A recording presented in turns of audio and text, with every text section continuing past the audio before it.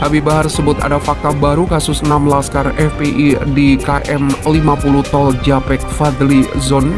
Institusional kita check and balance kan, pihak keluarga, tim hukum kalau memang merasa perlu ada pengawasan dari legislatif, saya sarankan untuk datang ke Komisi 3 gitu, karena itu yang langsung menangani persoalan hukum. Nah di situ nanti bisa disampaikan keinginan-keinginan keluarga, apakah perlu membentuk apa atau memanggil siapa atau menggunakan hak-hak, kan ada hak bertanya atau hak yang lain. Yang paling juga dilihat adalah apakah betul ini hanya soal perilaku di lapangan. Bagaimana mungkin mereka bisa melakukan katakanlah sebuah tindakan-tindakan kalau tidak ada perintah sama sekali atau koordinasi misalnya. Propam yang kita tahu yang Kadif Propam menjadi tersangka ini adalah bukan masalah ecek-ecek remeh-temeh, karena Kadif Propam itu adalah benteng terakhir pencari keadilan, ya, mereka punya slogan. Sehingga kalau benteng terakhir pencari keadilannya aja runtuh, ternyata adalah penjahat atau pembunuh berencana, ini sangat membahayakan gitu loh. Polisinya polisi aja penjahat, bagaimana ini dengan polisi lainnya, ya. Tapi saya yakin masih banyak polisi-polisi baik, ya. Jadi kita sebagai masyarakat ini, kita hanya punya satu kekuatan, yaitu kekuatan power media sosial, ya. Teman-teman pergunakan, karena berjalannya waktu, ya kan, hanya itu yang bisa menyelamatkan negara Indonesia ini, ya. Dan insya Allah mudah-mudahan kita tunggu beberapa hari ini bahwa apa perkembangannya, mungkin nanti mudah-mudahan akan diteruskan gitu. Orang kan bilang, selama rezim tidak berganti, nggak mungkin lah KM 50 ini akan diselesaikan. Gimana? Ya yang penting kita ikhtiar ya. Ikhtiar, karena tetap negara ini kan negara hukum, jadi panglima tertinggi itu adalah hukum, bukan kekuasaan. Gitu. Ya, kita tetap ikhtiar. Tapi saya lihat dalam kasus Brigadir Joshua ini nggak mungkin bisa didorong kalau masyarakat kagak kompak, ya kan? Terutama masyarakat yang melihat ini dari unsur sara gitu kan.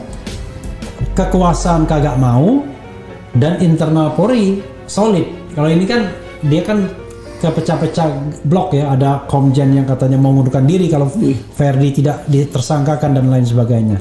Menurut Bro gimana? Fadlizon menanggapi pernyataan Habib Bahar bin Smith yang menyebutkan ada fakta baru terkait penembakan 6 laskar Front Pembela Islam di kilometer tol Jakarta Cikampek. Wakil Ketua Umum Partai Gerindra menyarankan keluarga untuk meminta pendampingan dari Komisi 3 DPR RI. Ya, kalau misal ada perkembangan ini, fakta baru, ada baiknya konstitusi kita check and balance kan. Pihak keluarga merasa perlu ada pengawasan dari legislatif. Ia datang ke Komisi 3 yang langsung menangani persoalan hukum. Di situ apakah perlu membentuk apa, memanggil siapa, hak-haknya anggota DPR RI kan banyak, hak bertanya, kata Fadlizon seusai memberikan kesaksian di persidangan kasus hoax yang menjerat Habib Bahar di Pengadilan Negeri Bandung, Jalan RE Marta Dinata, Kota Bandung. Diketahui Fadlizon menjadi saksi yang meringankan di sidang lanjutan terkait kasus hoax yang menjerat Habib Bahar.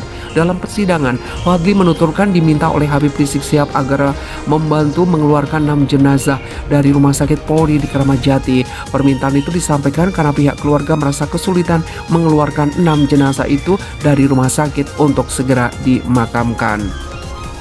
Fadli kemudian menuruti permintaan itu lalu datang ke rumah sakit pada sore hari bersama anggota Komisi 3 DPR RI Romo Muhammad Syafi'i. Setibanya di sana, Fadli bertemu dengan keluarga 6 jenazah dan juga beberapa orang pengacara. Fadli menerima informasi bahwa jenazah belum dikeluarkan dari rumah sakit seusai dilakukan otopsi.